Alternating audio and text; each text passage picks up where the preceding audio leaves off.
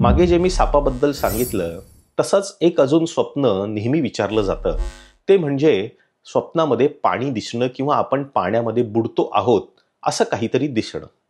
म्हणजे पाण्याशी संबंधित एखादं स्वप्न दिसणं त्यातही अनेक जण घाबरतात कारण आपण बुडत असतो त्या पाण्यामध्ये. म्हणजे काहीतरी वाईट होणार आहे, वाईट होऊ शकतं, अशाच भीतीने घाबरतो. पण पुन्हा एकदा मी सांगतो की स्वप्नामध्ये असं पाणी दिसणं, आपण पाण्यामध्ये बुडणं किंवा काहीतरी वाईट गोष्ट जी पाण्याशी संबंधित आहे ती स्वप्नामध्ये दिसणं, ह्याचाही शुभ संकेतच सांगितलेला आहे. आणि ह्याला चांगल्याच अर्थाने घ्यावं. पाणी दिसणं हे पैशाशी संबंधित जोडलेलं आहे.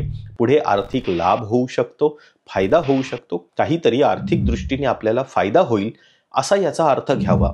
त्यामुळे पुन्हा पाणी दिसलं, पाण्यामध्ये बुडतो आहोत असं काही दिसलंच तर न घाबरता त्याचा चांगला संकेत आहे असं समजावं आणि येणाऱ्या दिवसात तो चांगला संकेत अनुभवावा सुद्धा.